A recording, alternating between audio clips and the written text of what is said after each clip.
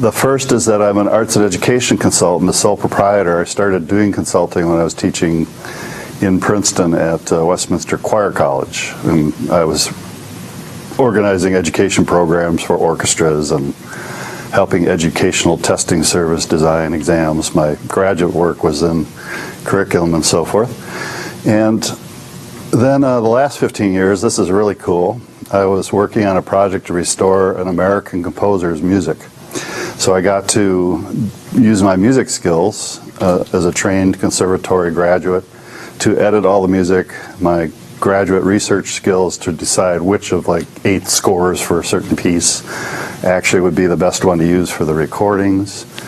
Then coordinate all the recordings. I got to work with Maren Alsop, who's the first composer in the world to get a MacArthur Genius Award. She's been on the TV lately with the Baltimore Symphony, if you've seen the orchestra playing near the site of the riots. She's, like me and others in the cultural realm, very interested in building community through culture.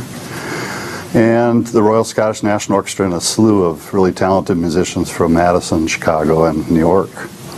So that project's done. All the music is getting published. It's up on the web now for sale. 10 CDs were done, and that led to an opportunity in 2010 to do a recording of a piece I commissioned in the early part of the century, 2001, that had its world premiere here at the Union. So I'm going to come back to that in a bit. And then since the first Earth Day when I was a junior in high school, I was in the Milwaukee River cleaning up pollution. That's how we did it in the old days. So we went into the river and we pulled tires out. It's a little more complex now. But I came here with a long history of working in my civilian hours as an environmental advocate. And I helped co-found a group called Cranes. Put a little handout by the doorway. One of the things we're working on is a response to climate action at the local level that's scalable up to the state level. And that's going to be hitting the public dashboard soon with a lot of public participation. So all this comes together in a way underneath this project I'm going to tell you about, because I also founded a nonprofit called Earth Art Resources. That's the logo type. To build culture, sustainable culture, at the intersection of nature and art. And I met with Senator Gaylord Nelson, the founder of Earth Day, back in 1997, and asked his permission to add a celebratory cultural element to Earth Day. You know, when it was founded, it was all about teaching education. There were the teach-in model. And it turned out he played trumpet in Clear Lake Elementary School, loved the big top Chautauqua, and was really keen on this project and wrote a letter endorsing it, sent his son for the world premiere, which was performed by the UW Symphony here at the Union Theater. And what I did for that piece was I took the most important eco-moral text of Muir, Leopold, and Nelson, wrote a connecting narrative for those, and then asked a friend, a really long-time friend who lives on the Wolf River as a composer, to compose the background music. A lot of his background, there's a couple sections where it's actually, the music's the thing, but in most cases, this kind of piece, which is pretty rare, it's a setting for up to four voices, could be performed by one guy or one gal, but it's a pretty rare thing in the classical music world to have a piece that sets symphonic music setting narration. And we gave a little nod to the main one most people know about, which is a Lincoln Portrait. And that's composed by Copland. It's a setting of social rights texts from Lincoln's own words. It's been performed by many people, notably by Senator Obama with the Chicago Symphony. He also wrote a piece during World War II called Fanfare for the Common Man, which is to help inspire people to get on board for that effort. So we opened the piece with a section called Fanfare for Our Common Earth. But the rest of it really doesn't have anything to do with Copland or Lincoln. It's about the eco-social equity texts of Muir, Leopold, and Nelson. What do I mean by that? Lengthy. I mean, I'm German, so I use multisyllabic words with hyphens a lot. Eco-social equity is about treating all of us and other critters with a view to our mutual survival and even perhaps thriving. So What I thought I'd do today is ask you 2 questions. I'll put those on the screen later. There's only 4 PowerPoint slides here, or 5, so I'm not going to give you a lot of that today. I've heard actually some military folks now, they're limiting all the presenters to maximum 5 PowerPoint slides because they're just sick and tired of PowerPoint. And what I'm hoping to do with this project is I've taken on the debt for doing the orchestra recording, and the master's done by EMI Abbey Road Studio out of London. So it's sort of a risk-free project, but it was rather expensive. It's on my credit cards because I worked in the nonprofit realm and as an educator, so I'm not rich. So I need to get paid back, and then all the copyrights from the composer and me, so forth, will be turned over to Earth Art, the publisher, probably, definitely the record company. All the profits from that, beyond their expenses, will go back to this nonprofit, and we'll keep doing things to help inspire people to get on board with Earth Day values. So I'm going to ask your advice about the Kickstarter campaign. It's been approved. It's almost ready to launch. The 2 questions I have is, the Kickstarter community is dominated by gamers, primarily of the millennial generation. So how do we reach them with a project like this when Kickstarter actually does not even have a category for the environment, which is sort of sad. So it's going to be under the music category, and it's a classical music work. Gamers kind of like classical music, the Romantic era part of it. In fact, the biggest classical music project I could find on Kickstarter was they commissioned a composer for games whose music they really liked. They gave them a lot of support to write a symphony, standalone 40-minute work. So that raised over $100,000, which is big money for classical music. The other question is, I'd like to take this project out and go into the symphony realm, reach that stakeholder audience with the music, but I'd also like to draw on my experience as chair for the climate action work group for the county here. And I'm just a citizen, so I had to learn all that the last 7 years, but I think I've figured out a kind of a way to have communities do climate action planning at the local level. So I'd like to take the piece out, and then as an extension from the symphony, take it out to the community as a community action item after the symphony performance to start at least a local community action plan. And that could go national or international. So those are the 2 questions. I'll put them on the board later about this project. It's a little bit about me, covering my costs. So there's that entrepreneurial element. But I think the bigger issue for me is millennials have indicated they are like a lot of things. They don't want to join groups, particularly. They like not to be called environmentalists. I've had one tell me once, I'd rather be called an entrepreneur. And the market research shows they think they can influence the world more as a consumer than they can as a voter.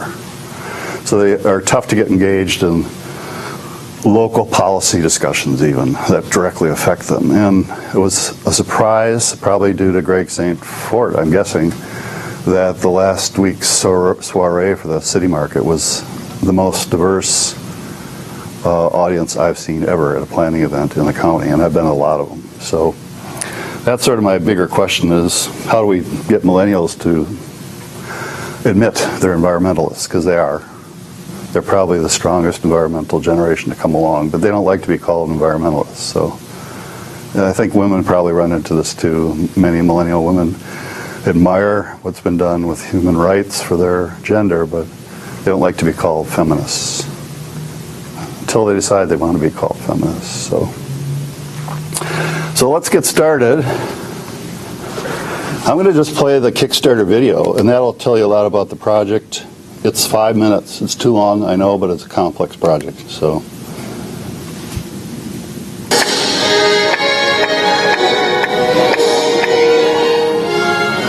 The music you've just heard is from the fanfare for our common earth.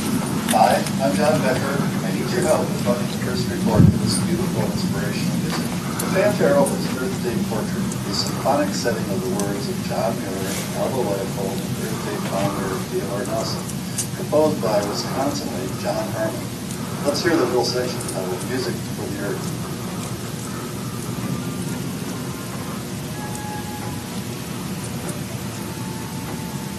John John was one of my teachers at Lawrence University's Conservatory of Music. In my early 20s, I was known as Mr. Ego.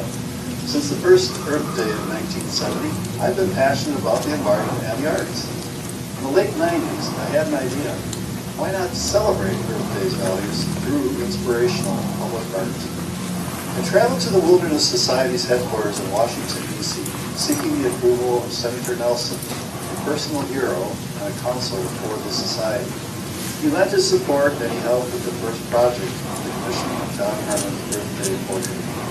John was having the March 2001 world premiere here in Madison, Wisconsin, where I make my home. It's the only city where Vera Leopold Nelson all lived. For the last 13 years, I've been working where Joseph Collins, superb musician for the Royal Scottish National Orchestra, recorded 5 of the Collins CDs. One of those works was Hymn to the Earth, inspired by the beauty of Wisconsin. As far as I've been able to learn, this is the first class which is largely a politics.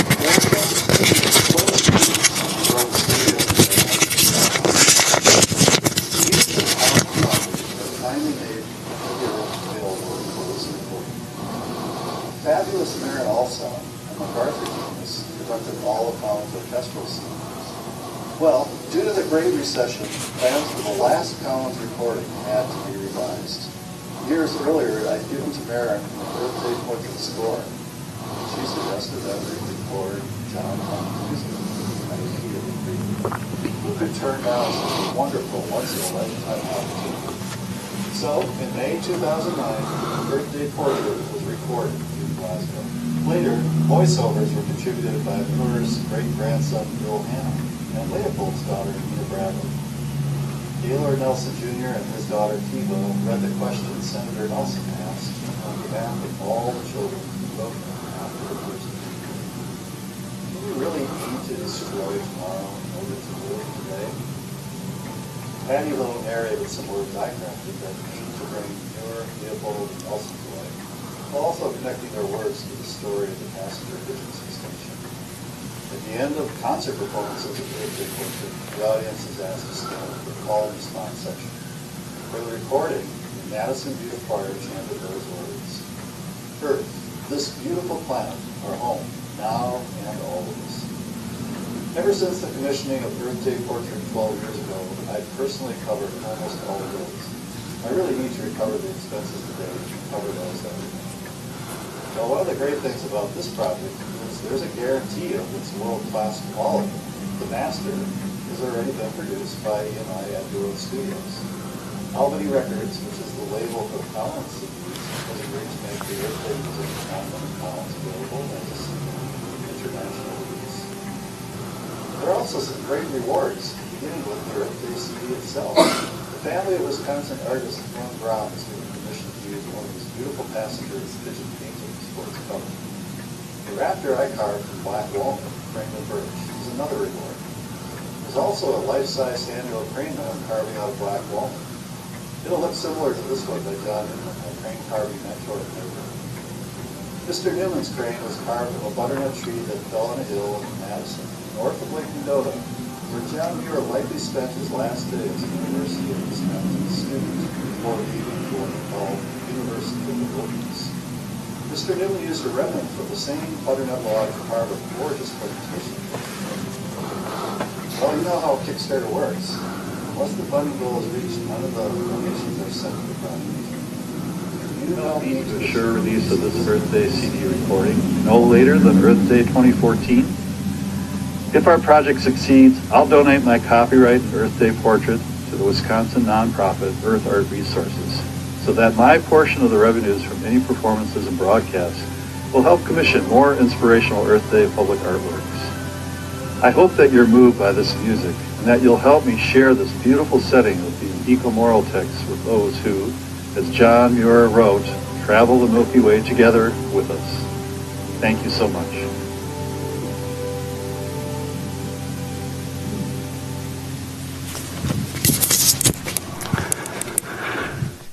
Okay. This is my second PowerPoint, so I'm not sure if I can get back to it, but I'll try.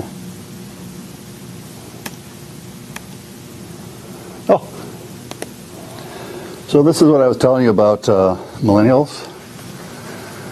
You know, you often see surveys where people self-identify as an environmentalist to the 70 to 80% level. That's a sort of like general I recycle kind of response. When the Pew Foundation did a more detailed survey, you could see the generations on the right here. This is a silent generation, believe it or not, the ones that Reagan brought to life, I guess, 44%. The boomers, that's me, I'm on the tail end of that cohort, 42. The Gen X, 42, and then millennials, 32, for an average of 39 across the whole country. So a lot of us environmental activists, you know, I'm not a scientist or anything, I'm trained as a researcher, but not definitely any biological science, for instance. We just looked at that figure and went, what the heck? Because we know this generation is not any less. In fact, we think it's probably more environmentally inclined than the boomers, for instance. So the next slide shows these questions, and probably I should just stop talking now, and either we could have a little discussion about one, or you could ask me questions if you need more information.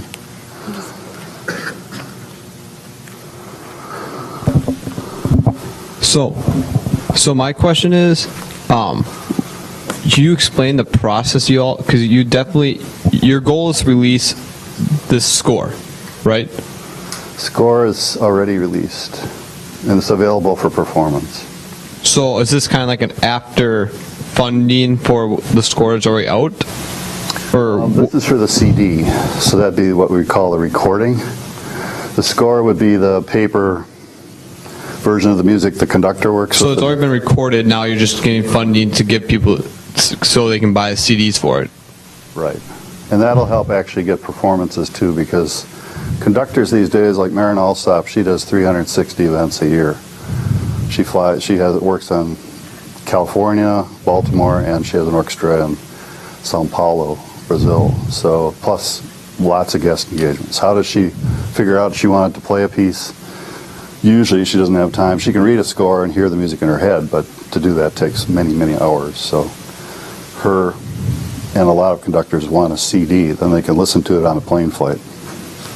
And going to engaging the millennials. So you're doing it. You're trying to engage the environment in a passive tense, in a way.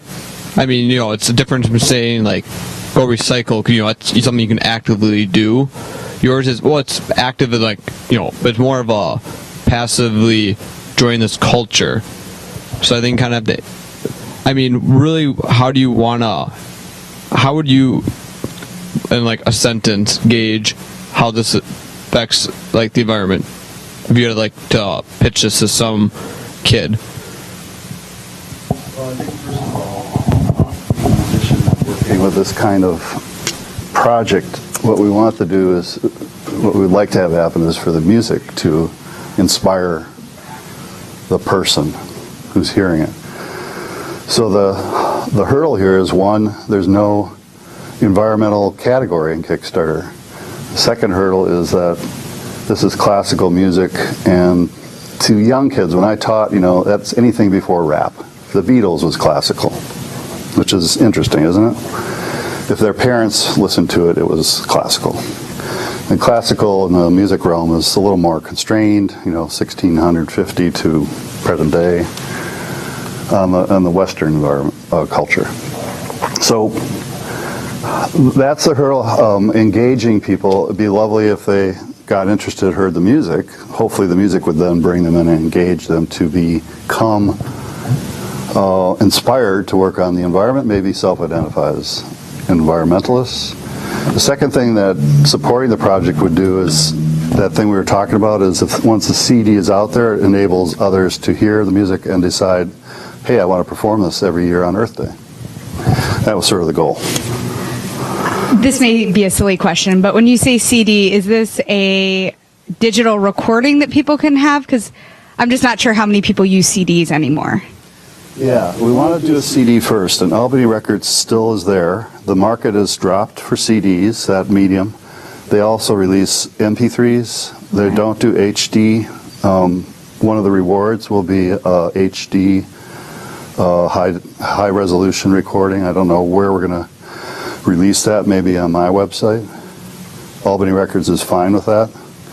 But it's been 3 years since I talked to their CEO. As you notice, this video was a little out of date because I'm behind from doing actual environmental work.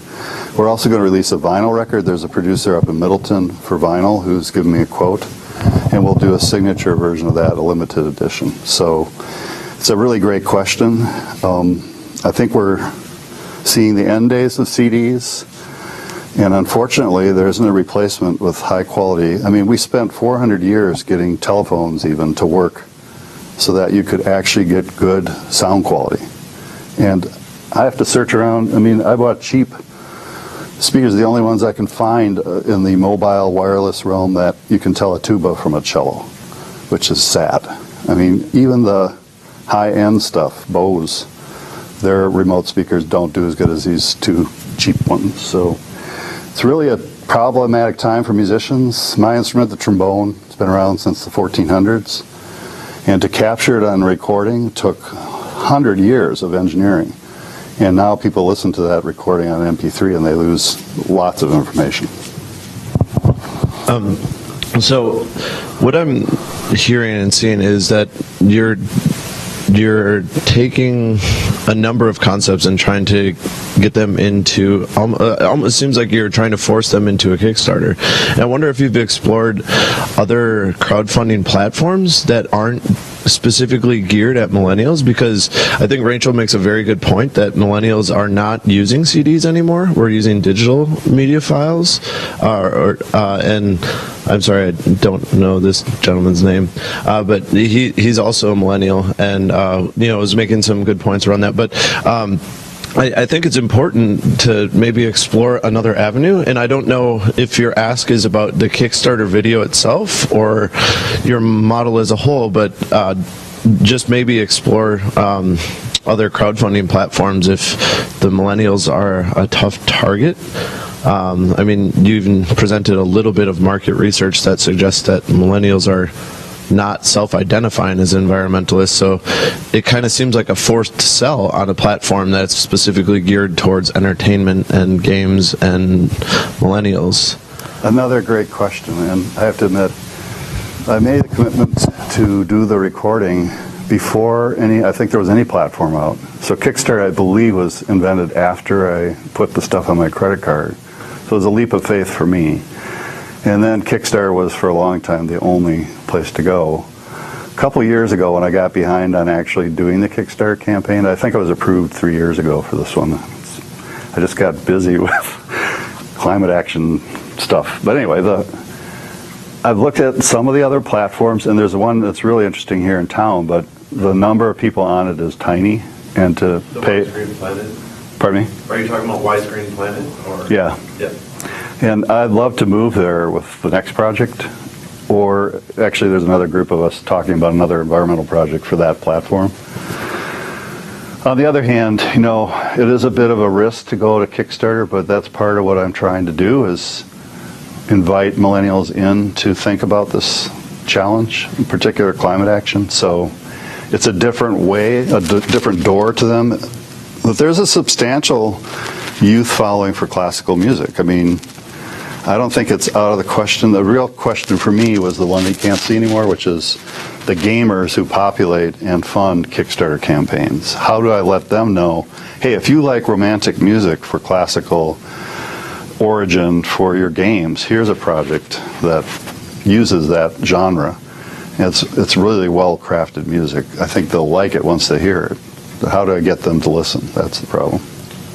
This is in response to your question about the problem with people not self-identifying as environmentalists, and maybe apropos of the context of entrepreneurship, maybe refocusing as an element of stewardship, which I think has a component of self-direction and ownership of a greater project that it might be fruitful. I know it's kind of a semantic difference at this point, but the notion of being an environmentalist is a bit diffuse. It could be, I recycle, or I actively go out and clean up the river. But someone who is truly a steward in the nature of Nelson's ideas is someone who exercises both control over a certain issue or problem, but also, a sense of involvement and ownership. And that, I think, tracks a lot with the entrepreneurial spirit of people want to create something and own something and be the director of something, even if it's only a small part of that. So just food for thought. Yeah, there's a lot of thinking. It's a really great point. I know, a lot of us noticed when Minnesota passed a huge funding bill for basically stewardship, but it included culture and natural resources. And it passed by a wide majority. They taxed the heck out of themselves. And we're thinking Wisconsin is of that ilk, even though we sometimes have our head in the sand. So the heritage idea, the stewardship idea, a lot of people are talking. I think they call theirs the heritage bill. And that idea is one that's important. I'm going a little further than that, and I'm not sure avoiding the term environmentalist is good. I think it's like women who are feminists but won't say it, or aren't quite ready to say that's what I want to call myself, because I think in general, every generation, including mine, 95+% are apathetic. That was a word we used in the boomer generation a lot, apathy. There's a 5 or 6% who are shakers and movers. They can pull along 25% and get things changed on some occasions. So how do you bridge that gap from what you guys are already doing, millennials are doing, they're biting